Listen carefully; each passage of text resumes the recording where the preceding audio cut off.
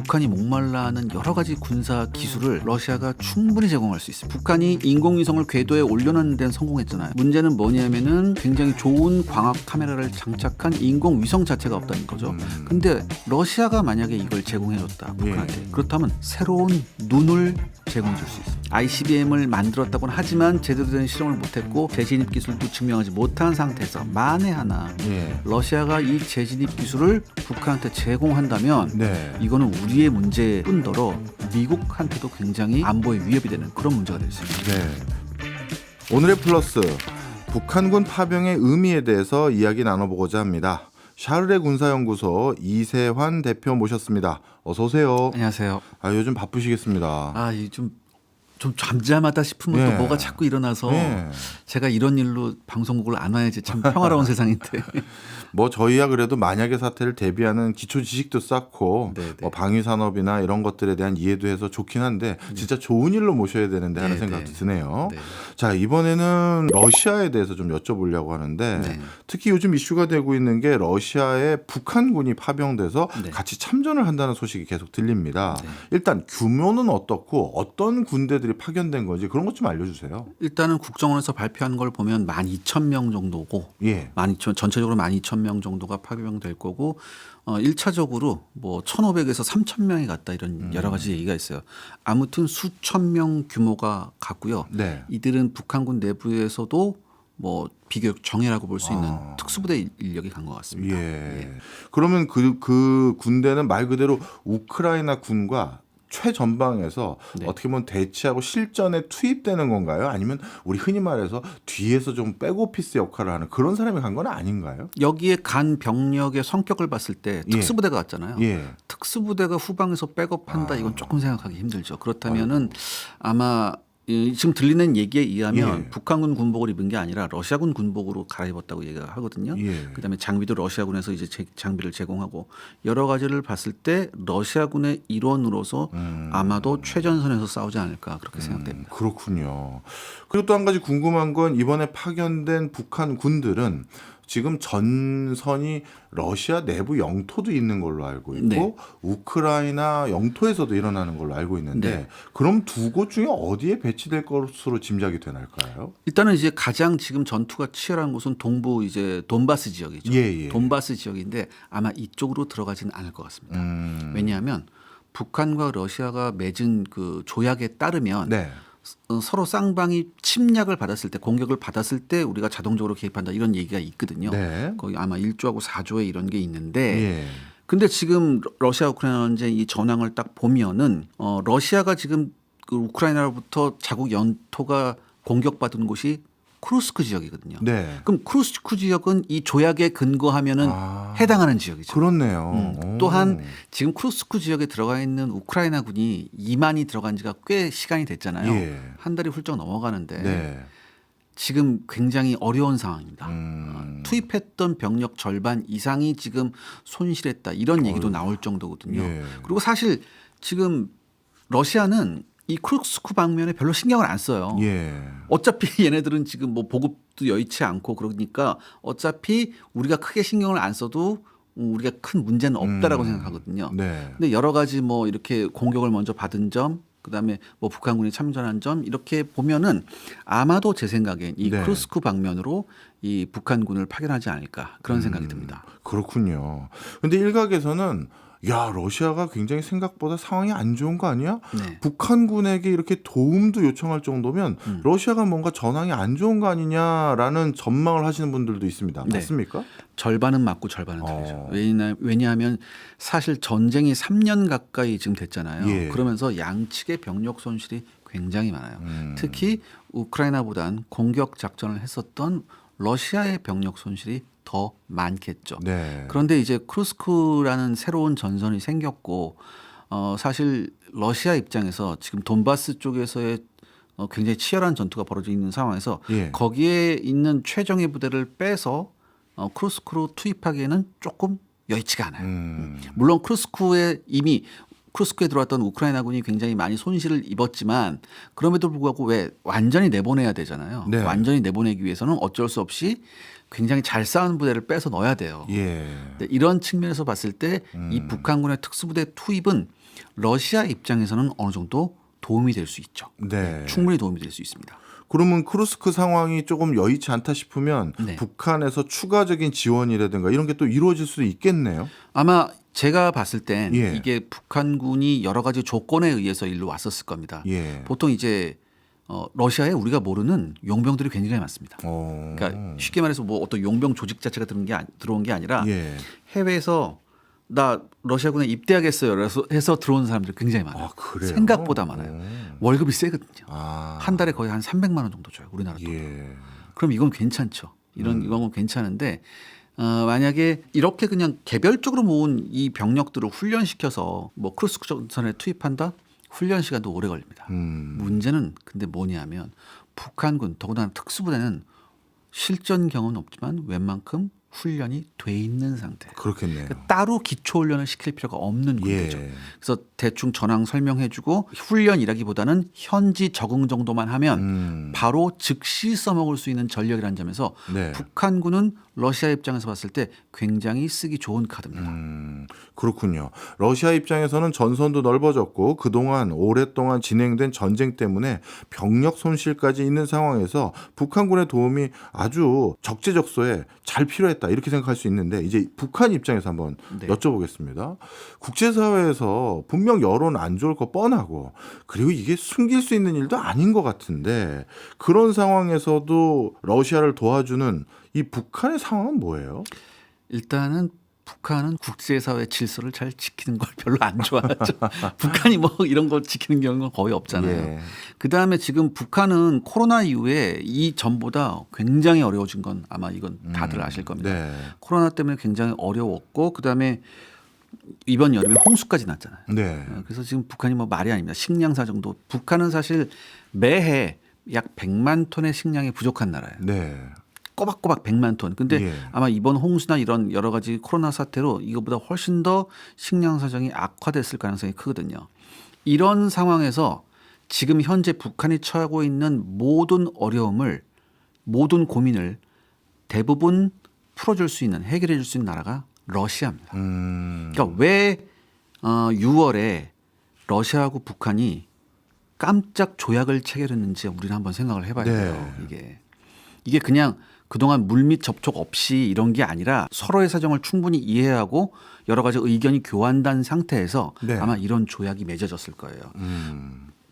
러시아도 사실 한국의 입장을 생각할 수 있거든요. 예. 왜냐하면 평시에 북한보다는 한국이 훨씬 더 우호적이었죠. 네, 우호적이고 훨씬 더 필요한 파트너예요. 예. 그럼에도 불구하고 왜 북한하고 이런 군사 조약을 맺었을까? 그만큼 북한이 원하는 니즈와 러시아가 원하는 니즈가 맞아떨어졌다. 저는 그렇게 생각합니다. 그럼 북한부터 먼저 여쭤볼까요? 네. 북한은 러시아를 통해서 얻을 수 있는 게 그러면 지금 시급한 식량이라든가 석유와 같은 천연가스와 같은 에너지원 그리고 또 군사기술에 대한 전수 이전도 일부 받을 수 있겠죠. 이런 정도 그리고 이제 조약도 체결했으니까 위기시에 러시아라는 든든한 나 친구가 있다. 네. 이런 것들 이런 걸 다 요구하는 건가요? 그렇죠. 이런 것들이 대부분 제가 거듭 말씀드리지만 북한이 가지고 있던 대부분의 고민을 해결해 줄 수 있어요. 지금 뭐 러시아는 경제가 좀 괜찮아요. 예. 지금 경제 성장률이 좋더라고요. 예, 5%에서 왔다 갔다 해요. 네. 이렇게 지금 뭐 막 2%, 막 1% 막 이러잖아요. 그다음에 뭐 인플레이션 때문에 막 고생하는 나라가 굉장히 많은데 특히 러시아는 지금 러시아 내 공장 가동률이 전쟁 덕분에 80%가 넘습니다. 그래서 러시아에 병력뿐만 아니라 굉장히 많은 북한의 노동 인력도 들어와 있는 상태예요. 그래서 러시아 입장에서는 이렇게 어려운 시기에 북한이 인력을 공급해 줄 수 있는 굉장히 요긴한 대상이 될 수 있습니다. 예. 그리고 북한도 지금 방금 말씀하셨듯이 식량 문제, 에너지 문제, 요 굉장히 어려운 문제잖아요. 예. 유엔 제재를 계속 받는 이런 설상가상의 이런 상황에서 러시아만한 파트너가 없죠. 그렇군요. 그다음에 이 군사적으로도 북한이 목말라하는 여러 가지 군사 기술을 러시아가 충분히 제공할 수 있습니다. 그게 궁금해요. 도대체 러시아로부터 이번에 어떤 군사 기술을 이전받게 되면 네. 우리에겐 더 위협이 될지 네. 그거 좀 설명을 좀 해주세요. 북한이 전투기를 도입한 게 마지막으로 도입한 게 언제인 줄 아십니까? 한 1980년대 아닌가요? 90년대 초반입니다. 그렇다면 2000년대 초반, 2010년, 2020년 30년이 넘었어요. 그렇네요. 더군다나 그때 미그 29라는 최신의 기종을 그 당시에 예. 들여오고 나서 중간에 한번 굉장히 어설픈 업그레이드를 했는데 네. 이게 또 가동률이 별로 안 좋아요. 한 40대 정도 갖고 있는데 그중에 한 절반 정도만 운영이 가능하다 이런 얘기도 있어요. 그렇다면 만약에 유사시에 우리 공군과 만약에 대결을 한다. 북한 우선 굉장히 절망적이죠. 그렇네요. 그렇기 때문에 북한은 그동안 여러 루트를 통해서 중국과 러시아한테 신규 전투기 도입을 여러 번 타진했었어요. 예. 그런데 다 거절당했었죠. 거절을 했어요. 왜냐하면 한국과의 관계가 있었기 때문에 예, 그런 게 있었거든요. 예. 그리고 북한이 지금 전투기를 사오기는 좀 힘들잖아요. 예. 그래서 이제 너네들이 쓰다가 중고라도 좋으니까 좀 이렇게 들여오자라고 했는데 그게 번번이 거절당한 상황이었어요. 네. 즉 북한은 지금 전투기 그러니까 공군력 확장에 공군력 발전에 굉장히 목말라고 있는데 이거를 이번 전쟁의 네. 대가로 북한이 요것 또한 갈증을 해결할 수 있을 것 같고요.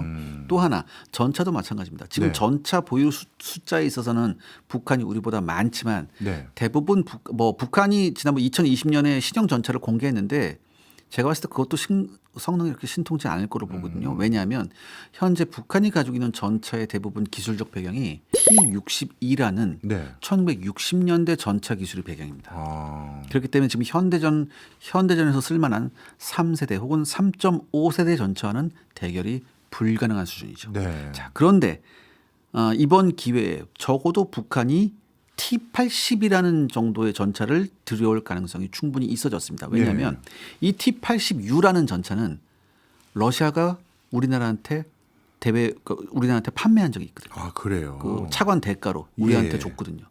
그런데 적어도 한국한테 판매했던 그 전차 수준의 전차를 북한한테 다시 한번 판매할 수 있는 이렇게 이 정도 균형은 맞춰줄 수 있는 네. 그런 조건이 온 거예요. 그러니까 이거는 80년대에 나온 전차거든요. 네. 그렇기 때문에 조금만 손보면 현대전에서 굉장히 쓸만한 전차가 됩니다. 지금 러시아 우크라이나 전쟁에서 굉장히 많이 쓰고 있고요. 예. 그런 부분은 네. 북한이 직접적으로 전력 보강에 큰 도움이 되겠는데요. 근데 이런 것뿐만 아니라 네. 북한이 원하는 전략 무기도 어느 정도 러시아가 해결해 줄 수 있죠. 여기서 말하는 전략 무기는 핵을 말하는 건가요? 핵뿐만 아니라 예. 탄도미사일이나 인공위성 기술까지. 왜냐하면 북한이 이제 인공위성 발사했잖아요. 그 다음에 인공위성 발사한 다음에 이게 극궤도거든요. 예. 남극과 북극을 도는 이 극궤도 인공위성인데 북한이 이 인공위성을 발사하고 나서 한 번도 그 인공위성에서 촬영한 사진을 공개를 못했어요. 예. 이유가 뭘까요? 왜요? 굉장히 그 수준이 형편없기 때문이라고 저는 생각해요.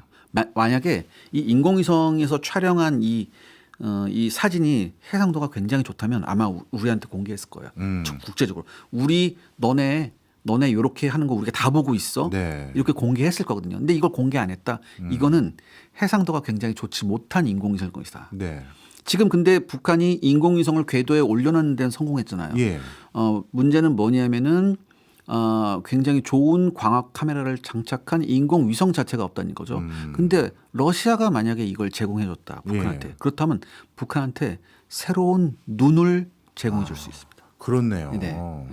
그리고 일각에서는 대륙간 탄도미사일 중에서 네. 북한이 못 가지고 있는 기술이 궤도 재진입하는 맞습니다. 그걸 못 가지고 있다고 하는데 네. 혹시 그런 부분도 도움을 받게 될까요? 충분히 가능하죠. 왜냐하면 이런 기술을 북한한테 제공하면 북한이 미국을 괴롭힐 수 있잖아요. 예. 네. 그러니까 지금 서방 세계에서 북한의 ICBM 기술을 폄하하는 이유가 뭐냐면 방금 말씀하신 재진입 기술이에요. 예. 이 재진입 기술에서 북한은 그 어떠한 것도 증명해내지 못했거든요.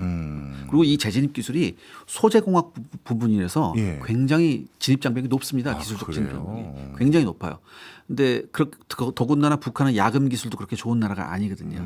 그렇기 때문에 북한이 ICBM을 만들었다고는 하지만 제대로 된 실험을 못했고 재진입 기술도 증명하지 못한 상태에서 만에 하나 예. 러시아가 이 재진입 기술을 북한한테 제공한다면 네. 이거는 우리의 문제일 뿐더러 미국한테도 굉장히 안보에 위협이 되는 그런 문제가 될 수 있죠. 네, 진짜 그럴 것 같아요. 사실 요 근래 들어서 6월이죠. 북한과 러시아가 상호 어떻게 보면 보호 조약과 같은 새로운 조약을 이제 체결했다는 건 달리 말하면 그 전에는 그게 없었다는 얘기고 그렇죠. 그 얘기는 사실 북한보다는 어떤 의미에서는 한국과의 관계 설정에 있어서 더 신경을 써왔다라는 걸 반증하기도 하는 것인데 네, 네. 이번에 우크라이나 전쟁에서 본인들이 급한 불 좀 끄겠다고 이 북한과 이런 전략적인 관계들을 맺어버리면 이제 우리랑 등지겠다는 겁니까? 이거 어떻게 받아들여야 돼요? 그러니까 저는 앞으로 러시아가 어떤 것을 북한한테 어떤 군사 기술이나 어떤 무기 체계를 북한한테 제공하느냐 이거에 따라서 자칫 잘못하면 네. 우리와 러시아와의 관계가 냉전 시로 돌아갈지도 모른다. 저는 그렇게 생각을 해요. 그 정도까지도. 네, 네. 예. 자, 그다음 또 한 가지 여쭤보고 싶었던 게 중국입니다. 네. 사실 러시아도 그다음에 북한도 이렇게 둘이 돈독하게 지내는 것을 옆에 있는 중국이 안 좋아할 걸 알고 있거든요. 네, 네. 근데 북한 입장에서는 러시아도 중요한 어떻게 보면 전략적 관계를 유지해야 되지만 중국도 만만치 않게 필요한 존재일 텐데. 네. 북한이 필요한 예, 존재죠. 북한의 입장에서요. 네. 예, 그런데 이제 중국이 이렇게 좀 심기가 불편할 정도로 둘이 돈독해지면 네. 그 뒷감당 어떻게 하려고 할까요? 북한은 사실 뒷감당 생각을 안 하죠. 언제 북한이 뒷감당 생각했었나요? 그런가요? 네, 그리고 또 아시다시피 지금 현재 북한과 중국의 사이가 원활하지 않죠. 네, 너무 안 좋은 것 같아요. 예, 그렇기 때문에 북한으로서는 새로운 파트너를 찾기를 계속 원했었어요. 그런데 이번 전쟁으로 모든 상황이 바뀌어 버렸습니다. 예. 이번 상황으로 모든 상황이 바뀌었고 저는 사실 이렇게 생각해요. 북한 입장에서도 러시아하고 이렇게 서로 자동 개입 조건이 들어가 있는 이런 조약을 맺을 수 있었을까라고 북한도 아마 좀 놀랐을 것 같아요. 왜냐하면 이런 조약의 내용이 나왔을 때 굉장히 놀랐었거든요. 네. 엄청나게 놀랐었거든요. 이거는 거의 한미동맹 수준인데라고 예. 생각했었어요. 예. 아마 북한도 놀랐을 텐데 그러면서 이 북한은 놀란 이후에 어떻게 행동했느냐. 그렇다면 우리가 마지막으로 중국 대신에 붙잡았던 이 러시아란 줄을 굉장히 꽉 움켜줘야겠다. 이건 굉장히 좋은 기회라고 생각했을 겁니다. 네, 그렇군요. 어찌 보면 앞으로 중국에서 더 큰 영향력을 발휘할 국가 자체도 이번에 여러 가지 이슈들로 인해서 바뀌어갈 수도 있다 이런 생각마저도 드는데요. 그러면 중국 입장에서 러시아와 북한이 이렇게 돈독하게 지내는 부분에 대해서 일정 부분 또 해코지라고 해야 될까요? 네. 뭔가 여기 거리를 두게 만들기 위해서는 제재 이런 거 안 할까요? 지난번에도 중국에서 일하고 있는 근로자들 다 송환하고 그랬었잖아요. 네. 네. 그러니까 중국이 가지고 있는 카드가 그렇게 많이 없어요. 제가 말씀드렸잖아요. 왜냐하면 러시아가 대부분의 북한이 가지고 있는 고민을 해결해 줄 수 있어요. 네. 그래서 제가 걱정하는 건 뭐냐면 야 중국이 북한한테 너네 러시아하고 친하니까 우리가 앞으로 더 너네들 제재한다 이거보다는 네. 오히려 그 반대 상황이 일어나면 어떡할까. 러시아하고 경쟁하는 거예요. 예. 북한한테 더 러시아가 저거 줬어 우린 이거 줄게 이런 식으로. 오히려. 네. 이럴지도 모르거든요 사실. 예. 그러니까 왜냐하면 중국 입장에서도 북한이라는 존재는 물론 말 안 들어서 한 대 때려주고 싶긴 하지만 예. 그래도 미국을 괴롭힐 수 있는 카드라는 점에서 굉장히 요긴한 카드가 북한만한 카드가 없잖아요. 예, 예.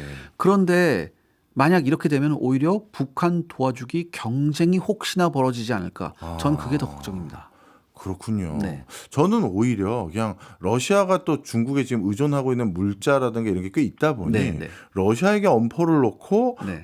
저 북한하고 이렇게 지내지 마 네. 이렇게 할 줄 알았는데 그건 아닌가 보죠.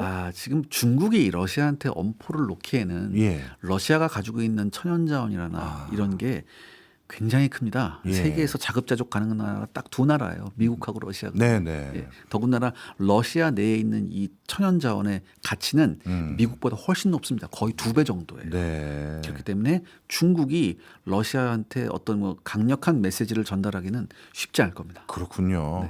이게 우크라이나 러시아 전쟁이 이역만리에서 일어나는 남의 나라 전쟁이라고 생각했는데 우리의 안보뿐만 아니라 외교적인 환경에 직접적인 변화를 일으키는 굉장히 중요한 사건이었네요. 사실 저도 우리 대표님 유튜브 채널 열혈 구독자거든요. 감사합니다. 근데 여러 영상들 보다 보니까 전 이런 걱정이 딱 문득 들더라고요. 이번에 북한군이 이 러시아 전쟁에 참전하는 거 아니겠습니까? 네, 네. 그런데 참전해서 전쟁을 수행해본 군인을 갖게 되는 네. 이런 계기가 돼버릴 것 같아요. 굉장히 핵심을 짚으셨습니다. 네, 그거 좀 얘기 좀 해주세요. 우리가 예전에 과거에 베트남전에 참전했을 때 베트남전 참전 이후로 북한이 우리를 엄청 무서워했었어요. 예. 한국 군대는 대부분의 고급 지휘관들이 베트남 전쟁을 경험했었다. 그렇기 때문에 그 이후에 북한도 저 이집트의 중동 4차 전쟁 때 이집트에 파일럿을 파견하기도 했고 예. 그랬었거든요. 근데 이번에 이렇게 대규모로 더군다나 이제 보병들이 참가한다. 이건 또 다른 문제입니다. 이전에 북한이 한 100여 발 정도 탄도미사일을 러시아한테 제공하고 러시아가 그걸 사용했었죠. 그래서 우리 언론에서 계속해서 집중 조명했던 것은 생각보다 북한제 탄도미사일 형편없다. 요거에만 포커스를 뒀거든요. 네. 그러니까 100발 쐈는데 80발이 불량이었고 20발만 뭐 타겟 근처로 갔는데 그것도 조차도 제대로 뭐 탄착하지 못했다. 이런 근데 이것만 조명해서는 안 됩니다. 예. 그 원인을 분석하거든요. 음. 도대체 100발 중에 왜 80발이 불량이고 나머지 20발은 왜 성공했고 그중에 몇 발은 어떻게 우크라이나 방공망을 뚫고 들어갈 수 있을지 이게 중요한 거거든요. 이 데이터를 손에 넣을 수 있다는 게 예. 다른 거예요. 더군다나 지금 이제 직접적으로 병력이 들어갔잖아요. 예. 이 병력이 예를 들어서 우리가 생각하는 것 같이 만약에 막 최전선에서 우크라이나군하고 총격을 주고받을 수도 있지만 전 이거보다 더 무서운 게 뭐냐면 예. 지금 러시아 우크라이나 전쟁은 이게 드론 전쟁이거든요. 예. 근데 여기 들어간 북한군이 실전에서 드론 운영 경험을 갖는다.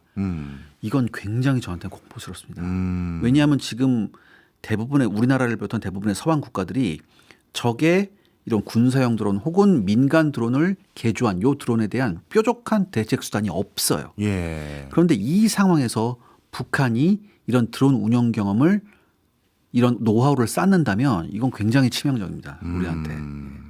불펜에만 있었던 투수가 네. 실전 그것도 플레이오프 같은 데를 나갔다. 이건 천지차일 것 같은데. 그 다음에 확 성장하잖아요. 그렇죠. 네. 그러면 이제 우리는 어떻게 대응을 해야 되는 거죠? 그렇다고 우리가 무슨 파병을 하고 그럴 수는 없잖아요. 우리는 우크라이나하고 아무런 뭐 군사조약 네. 이런 게 없기 때문에 우리가 파병하는 건 어불성설이죠. 예. 더군다나 우리는 나토도 아니니까. 예. 그런데 전 좀 아쉬운 게 뭐냐면 지금까지 우리가 참관단조차 파견하지 않았습니다. 참관단은 뭔가요? 그러니까 전쟁이 일어난 곳에 직접 가서 그 예. 전쟁이 어떻게 돌아가는지를 면밀하게 관찰하고 거기에 대한 분석을 하는 예. 이런 작업을 잘 안 했었어요. 그러니까 지금 나토 국가들은 불이 떨어졌으니까 예. 발등에 불이 떨어졌으니까 했거든요. 아, 참관단을 보냈군요. 그다음에 미국은 거의 뭐 오퍼레이션 작전에 직접 직접 참가하기도 했고요. 들리는 말에 의하면 심지어 이제 일본 자위대도 갔다는 얘기가 있어요. 그 정도예요. 네, 근데 우리는 이거를 지금까지 참관단을 파견하지 않았거든요. 예. 굉장히 아쉬운 부분이죠. 왜냐하면 지금 현대전에서 벌어지고 있는 진짜 눈이 확확 돌아갈 정도의 급변하는 전쟁 상황을 가서 직접 보는 것은 또 다른 거거든요. 이게 가서 보게 되면 엄청난 영감을 얻습니다. 그래서 그 영감을 얻고 나서 이것을 우리 군 전략에 반영할 수 있고 전술 훈련에 반영할 수 있거든요. 근데 이런 게 제대로 지금 되어졌나 한번 전 의문이 좀 있어요. 예. 정말 의구심이 드네요. 예를 들어서 유럽의 참관단이나 미국의 참관단만 갔다라고 하면 저도 뭐 반발짝 양보를 할 텐데 네. 일본 자위대도 간 것으로 추정된다라고 하면 네. 우리도 안 갈 이유는 없었던 것 지금 같은데. 대부분 아마 다 갔을 거예요. 지금 웬만한 그러니까 쉽게 말해서 OECD에서 웬만큼 급이 있는 나라는 대부분 다 갔을 거예요. 예. 예. 그럼 우리 왜 안 보냈을까요? 그걸 잘 모르겠습니다. 참. 그러니까 물론 예. 뭐 정식 참관단은 아니더라도 예. 이렇게 뭐 여러 가지 비공식으로는 많이 가서 네. 뭐 그런 건 있었을 거예요. 군 차원에서 이것을 아주 A부터 Z까지 면밀하게 조사 분석하는 그런 팀은 아직 안 건 걸로 제가 알고 있습니다. 그렇군요. 네. 사실 우리 대표님은 뭐 군에서 강연이라든가 여러 발표들도 많이 하시는데 네. 어떻습니까? 실제 이 참관단은 뭐 공식적으로 간 건 아니지만 네. 그래도 현대전의 새로운 전환점이 어떻게 전개되고 있는지 여실히 볼 수 있는 기회이긴 하지 않습니까? 네, 네. 그러면 이게 우리 군에 자꾸 전달이 잘 돼서 네. 나름대로 시뮬레이션이라도 네, 네. 머릿속이든 아니면 실제 전략 전술이든 이렇게 좀 전달될 수 있는 경로가 자유롭게 일어나고 있나요? 뭐 여러 가지로 전달은 되고 있는 것 같아요. 제가 예를 들어서 모 부대를 한번 방문해 봤는데 예. 그 부대에 이제 소령이나 중령 정도 계급되시는 분들이 이제 이런 걸 스터디하는 그룹이 있더라고요. 예. 그분들은 제가 말씀을 나눠보면 굉장히 날카로워요. 그래서 저는 무슨 생각이 들었냐면 이렇게 날카로운 시각을 가지고 있는 사람이 이런 사람들이 좀 모든 우리나라 부대 전반으로 좀 많아졌으면 좋겠다. 그다음에 전 이런 생각도 들더라고요. 결국은 이런 날카로운 시각을 갖고 자유롭게 연구할 수 있는 이런 인력들이 좀 더 날개를 펼 수 있게끔 좀 그 국가 차원에서 좀 도와줘야 될 것 같거든요. 이런 분들을 직접 참관단으로 보낸다든지 이런 분들한테 굉장히 다양한 데이터를 제공해서 이런 사람들이 좀 분석할 수 있어야 된다든지 이런 좀 입체적인 좀 지원을 좀 해줬으면 좋겠거든요. 저 그게 지금 잘 되고 있는지는 아직 잘 모르겠지만 그게 아직까지 안 돼 있다면 앞으로는 이런 입체적인 지원을 할 수 있게 좀 나서야 될 것 같아요. 군의 장성급이라든가 중간 관료 이상 분들도 물론 그런 기회가 주어져야겠지만 이번에 진짜 전쟁이 일어나는 걸 봤더니 일반 보병이라고 해야 될까요? 그런 분들의 역량 차이도 굉장히 전략에서 중요한 것 같더라고요. 엄청나게 중요하죠. 근데 좀 죄송하지만 모든 우리나라 군인 복무해 하셨던 분들은 다 기억하지만 점점 군 복무 기간도 짧아지고 과연 우리나라에서 그와 유사한 상황이 생겼을 때 우리의 전략 전술이 그 대비 체계가 잘 돼 있다고 봐야 될지 이것도 의구심이 좀 있어요. 이게 굉장히 어려운 말인데 사실 이게 이 부분이 굉장히 어려운 건데 방금 말씀하셨지 않습니까? 이제 복무 기간이 계속 짧아지고 있다. 제가 요거는 한번 좀 짚어보고 싶어요. 지금 1년 8개월 복무하고 이제 제대를 하잖아요. 근데 전 세계적으로 봤을 때 보통 1년 4개월 정도 근무하면은 병장을 달아줘요. 우리나라 같은 경우는. 근데 전 세계적으로 봤을 때 1년 4개월 근무하고 병장 달아주는 나라는 그렇게 많지 않아요. 제가 봤을 땐. 이건 어떤 그 숙련도의 문제도 있거든요. 예전 같으면 이건 상병 제대였었어요. 사실. 그렇기 때문에 저는 어떤 이런 훈련 체계에 대한 조금 더 좀 이제 좀 개선 방향이 필요하지 않을까. 그래서 저 개인적으로 한번 생각해 본 게 있어요. 일단은 1년 8개월 복무를 하고 상병으로 제대를 시킨 다음에 예비군 훈련이 있지 않습니까? 4년에서 5년 예비군 훈련인데 이 예비군 훈련을 조금 더 내실화해서 이 예비군 훈련을 통해서 최종적으로 병장을 달아주면 어떨까? 전 그런 생각 한번 해봤었어요. 그때쯤 해서 뭐 그런 것도 진짜 고민해봐야겠네요. 그 다음에 뭐 영화에서 보거나 많이 들어보면 이제 뭐 무인화 기기들, 뭐 그리고 로봇 뭐 이런 것들을 바탕으로 이제 전략 전술이 크게 바뀔 거니 이 보병들의 투자하고 이런 건 중요하지 않다 이런 얘기하시는 사람들도 있는 것 같은데 맞습니까? 아직까지 그리고 앞으로 당분간은 전쟁은 누가 뭐래도 사람이 하는 겁니다. 이게 예를 들어서 이제 미국에 대한 얘기를 굉장히 많이 하죠. 미국이 전 세계에서 가장 부자 나라고 가장 강력한 나라고 가장 무인화가 잘 돼 있는 나라잖아요. 이 미국조차 보병에 대한 훈련을 굉장히 강화하고 있습니다. 그리고 이 보병이 실전에 들어갔을 때 어떻게 이 보병을 서포트해 줄 수 있는지에 대한 고민이 굉장히 많거든요. 이런 미국조차 이런 고민을 하고 있는데 우리가 뭐 앞으로 전쟁이 무슨 전부 다 무인화될 거다. 아직은 시기상조예요. 결국은 당분간은 앞으로 수십 년간은 결국은 전쟁은 사람이 해야 되는 거거든요. 그렇군요. 그렇기 때문에 도대체 이 인력 관리를 어떻게 해야 될지 이 인력을 어떻게 모집하고 어떻게 훈련시켜서 정말 싸울 수 있는 부대로 만들어야 될지 이 고민을 저는 예전부터 더욱 해왔어야 된다고 하는데 앞으로는 더 해야 될 것 같아요. 그렇군요. 알겠습니다. 자, 이제 북한이 참전한 게 거의 확인이 됐고 그러면 이게 국제전으로 더 확대될 가능성은 없을까요? 예를 들어서 우크라이나의 어떤 제3의 세력이 또 도와주려고 인력을 보낸다든가 이렇게 되는 거냐. 고민을 할 수밖에 없죠. 근데 문제는 뭐냐면 제가 거듭 말씀드렸지만 우크라이나하고 제대로 된 군사 조약을 맺은 나라들이 없어요. 만약에 우크라이나가 나토 일원이었다면 벌써 나토 그렇겠죠. 병력이 들어갔겠죠. 근데 그 못 들어간 이유가 바로 이런 것 때문이거든요. 근데 지금 이 상황에서 지금 전쟁이 뻔히 일어나고 있는 상황에서 우크라이나하고 덥석 군사 조약을 맺을 나라가 있을까요? 미국조차 안 하잖아요. 미국조차 안 하고 있거든요. 지금 러시아의 북한군이 간 거는 조약이라는 법적 근거가 있어요. 국제법적인 법적 근거가 있기 때문에 지금 이렇게 된 거거든요. 그래서 좀 고민이 없을 수는 없는데 그럼에도 불구하고 우크라이나에 신규 뭐 어떤 나라가 들어갈 수 있다 이거는 조금 어려울 것 같아요. 제가 생각하기엔. 오히려 우크라이나는 지금 어떻게 보면 혼자 인력은 충당되고 서구 국가로부터 무기 정도만 수급받을 수 있는 게 지금까지 할 수 있는 유일한 수단이군요. 네, 맞습니다. 더군다나 지금 우크라이나도 발표를 안 해서 그렇지 굉장히 많은 인력 손실이 있거든요. 이걸 도대체 우크라이나가 어떻게 해결해야 될지 저는 점점 더 우크라이나가 어려워지는 상황으로 가는 게 아닌가 그런 걱정이 듭니다. 네. 그렇다면 우크라이나 입장에서는 더더욱 초미의 관심사가 미 대선일 것 같아요. 네, 맞죠. 지금 트럼프 대통령 후보와 해리스 대통령 후보의 러시아 우크라이나 전쟁에 대한 입장이라고 해야 될까요? 공약 이런 건 어떻게 다른가요? 그러니까 미 민주당 같은 경우에는 계속해서 우크라이나를 도와줘야 된다라는 것이고, 그다음에 공화당 특히 트럼프 진영에서는 내가 대통령 되면 당장이라도 전쟁을 끝낼 수 있다 이렇게 얘기할 정도거든요. 그러니까 시각 차이가 굉장히 커요.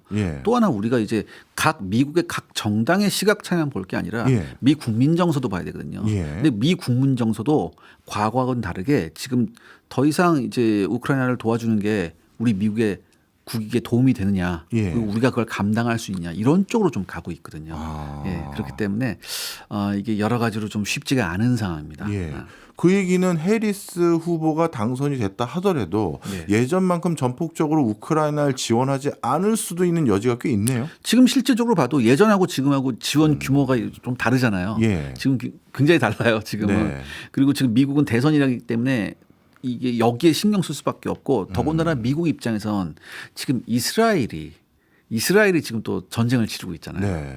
뭐 테러와의 그러니까 이른바 이제 헤즈볼라와의 전쟁, 그다음에 이란과의 지금 대결 구도 이런 상황에서 더더욱 우크라이나한테 제대로 신경을 쓸 수 있을까? 저는 이번에 북한군 참전에 대한 그 미국의 반응을 보고서 깜짝 놀랐거든요. 우리 국정원이 확인을 공식적으로 얘기를 했는데도 아직 확인 중이다 이런 얘기를 하고 만약이라면 if를 계속 붙이거든요. 전 이걸 어떻게 봤냐면 그만큼 미국이 지금 이 우크라이나 쪽에 신경을 쓸 수가 없는 상황이구나. 전 그렇게 생각했었어요. 아, 그렇군요. 자, 그다음에 또 한 가지 궁금한 게 오늘 왜 이렇게 궁금한 게 많으시죠? 워낙 상황이 급변하잖아요. 누구 물어볼 데도 없고요. 그래서 대표님 오시는 날만 기다렸는데 아마 미국에서도 이번 전쟁을 보고 단순히 우크라이나에 대한 전략적 입장에 대한 고민도 많이 했겠지만 본인들이 가지고 있는 전략 전술 자산들, 무기들 이 체계에 대해서도 뭔가 두 대통령 후보의 진영이라든가 미국 내 행정 관료들의 생각이 좀 바뀌었을 것 같아요. 특히 트럼프가 굉장히 좀 급진적이잖아요. 그다음에 트럼프는 동맹국에 대한 배려가 좀 없는 편이고요. 네, 그렇죠. 지금 그러니까 우리나라한테 직접적으로 우리나라에 대해서 얘기를 했잖아요. 이제 머니머신이라는 얘기까지 했고 그랬는데 이게 뭐냐 하면은 트럼프는 이 국제 질서를 지키는데 그렇게 크게 그러니까 예전 정권과는 다르게 크게 그렇게 관심이 없어요. 더군다나 방위비 분담금이라는 굉장히 요 방위비 분담금이라는 것을 동맹국한테 확실하게 받아내야 된다. 이런 생각이잖아요. 그렇다면 우리도 한번 생각을 해봐죠. 미국도 이런 것이 변하지만 미국에 한번 기침을 하면 우리는 몸살을 앓잖아요. 그렇죠. 그렇기 때문에 우리가 지금 여기서 어떻게 스탠스를 쳐야 될지 저는 이렇게 생각하거든요. 제가 이 손에 잡힌 경제에서 나와서 여러 번 제가 말씀드렸는데 이제는 동맹국에 대한 이것을 맹신하는 것보다는 어느 정도 우리가 스스로 해결할 수 있는 능력을 더욱 키워야 돼요. 그런데 문제는 뭐냐면 지금 북한과 우리가 어떤 균형을 이루지 못하고 있느냐. 핵 균형을 이루지 못하고 있거든요. 이거를 어떻게 해결해야 되느냐. 이게 궁극적인 문제예요. 지금 재래식 전력만 놓고 보면 우리가 이기죠. 근데 지금 문제가 그게 아니잖아요. 그렇죠. 그리고 계속해서 이 불균형한 핵 균형 때문에 우리가 계속해서 북한한테 지금 시달리고 있거든요. 이걸 도대체 어떻게 해결해야 되느냐. 우리도 여기서 조금 더 과감한 행보를 보일 필요가 있을까. 여기에 대한 고민을 정말 심각하게 해봐야 될 것 같아요. 특히 미국의 전략 자산들도 변화가 있겠지만 우리가 그 전략 자산을 또 사오는 중요한 우린 고객이잖아요. 그런데 이번에 러시아 우크라이나 전쟁을 봤더니 스텔스 기 이런 거 엄청나게 비싸게 사오는 것도 물론 득이 되겠지만 가장 비용 효율적인 게 각 작은 드론 이걸로 상대방 탱크를 무력화시키고 아주 수월하더라고요. 그렇다면 미국과의 관계 설정 그걸 통해서 전략 자산을 사오는 우리의 방식 이런 것도 우리가 좀 많이 수정해야 되는 거 아닙니까? 여러 가지를 우리가 지금 문제가 뭐냐면 말씀하셨듯이 우리는 재래식 전력도 강화해야 되고 전략 전력도 강화해야 돼요. 우리가 이중고거든요. 근데 말씀하셨듯이 지금 드론이 뭐 전쟁의 패러다임을 바꿔버렸잖아요. 분명히 이 드론이라는 수단은 가난한 자한테는 굉장히 좋은 수단이에요. 북한이 딱 거기에 걸리거든요. 그러니까 아마 제가 거듭 말씀드리지만 가장 무서운 게 이 러시아에 들어가서 이 전장에 들어가서 실전적으로 드론 운영 경험을 북한군이 쌓는 게 전 굉장히 무섭거든요. 네. 그러니까 도대체 그럼 우리는 어떻게 해야 되느냐. 여기에 대한 고민을 더 해봐야 될 것 같아요. 알겠습니다. 일단 우리도 그럼 우크라이나 전쟁에 좀 더 일정 부분 역할을 해야 될까요? 어떻게 보세요? 뭐 여러 가지 지금 방안을 찾고 있는 것 같아요. 예. 그래도 뭐 이제는 뭐 공식적으로 뭐 포탄이라든지 이런 거 등등등을 우크라이나한테 제공해야 되느냐 이런 얘기도 있고, 그다음에 우리도 지금 인력을 어느 정도는 참관단 인력을 제대로 된 참관단 인력을 파견해야 되고 이런 경우가 있죠. 지금 만약에 전선에서 북한군이 포로를 잡혔다. 이건 어떻게 보면 이건 굉장한 자산일 수 있거든요. 네. 우리한테. 그럼 그 포로로 잡힌 북한군을 통해서 우리가 얻을 수 있는 것도 굉장히 많고요. 예. 그리고 그 포로가 된 북한군을 우크라이나에 한국말 하는 사람 몇 명이나 있겠어요. 그렇네요. 우리가 가서 그런 걸 도와줄 수 있거든요. 예. 그렇기 때문에 이런 걸 굉장히 입체적으로 다각도로 좀 봐야 될 것 같아요. 그런 차원에서라도 우크라이나에게 우리가 협조를 적극 받으려면 네. 지금이라도 뭐 무기라든가 군수용품 또는 의료용품 이런 것들 네. 지원을 좀 해야 되나요? 해야죠.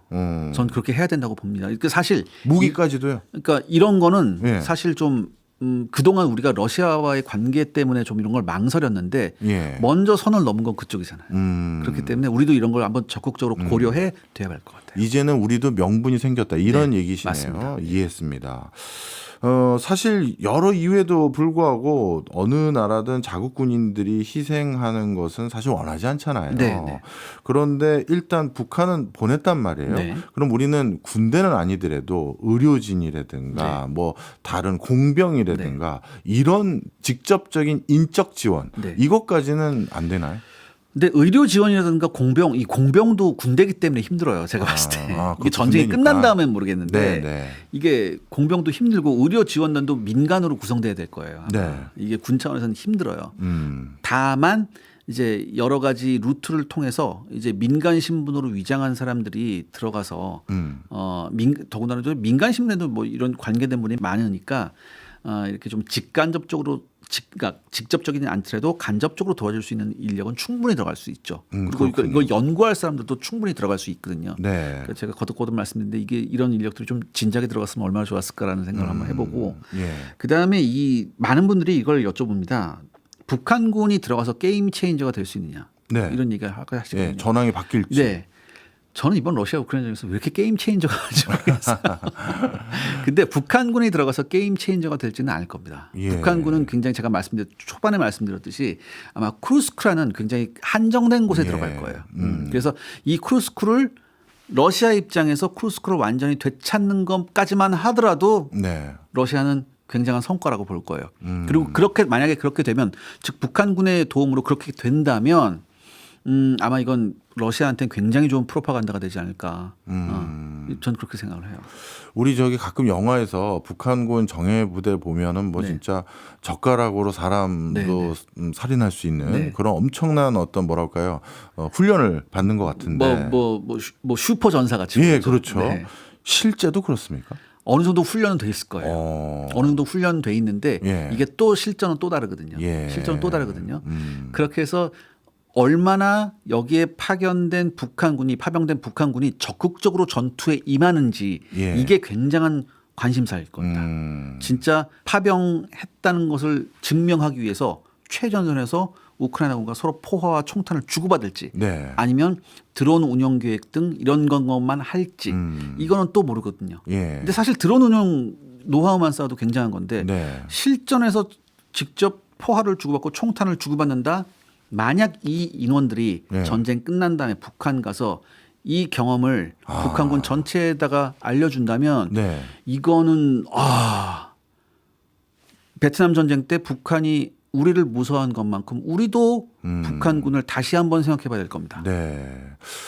저는 오히려 이런 걱정도 해봤거든요. 예를 들어서 북한군의 적지 않은 숫자가 어떻게 보면 열악한 북한 경제를 극복하는 수단으로 지금 외국 전쟁에 네. 파병된 거란 말이에요. 네. 그러면 이런 거는 오히려 북한의 체제를 붕괴시키는 어떤 기폭제 역할이 되지 않을까. 이런 시나리오는 전혀 불가능한가요? 글쎄요. 그러니까 만약에 엄청난 전사자가 발생해서 예. 거기에 대한 뭐 울분이 나왔다 이렇게 되면 모르겠는데 이런 거 발표 잘 안 할 거예요. 아. 이런 거 안 하고 저는 하나 가능성이 있는 게 오자마자 18명이 탈영을 했거든요. 18명이요? 예, 오자마자 18명이 탈영을 했다는 예. 얘기가 나왔었는데 만약에 전선에서 우크라이나군하고 포화를 주고받다가 여기서 100명 단위 이상의 대량의 투항병력이 생긴다던가 아니면 탈영병력 이런 게 생겨서 이 포로가 잡혔는데 이 포로가 다시 북한으로 돌아가지 않고 서방 세계에 전향한다 이런 얘기가 나오기 시작하면 이거는 오히려 북한한테 굉장한 리스크로 작용할 수는 있죠. 알겠습니다. 사실 북한까지 껴서 이제는 더더욱 우리가 관심을 둬야 될 전쟁이 돼버린 게 러시아 우크라이나 전쟁이 아닌가 하는 생각이 듭니다. 하여튼 뭐 앞으로 자주 뵙겠습니다. 지금까지 이세환 대표였습니다. 고맙습니다. 감사합니다.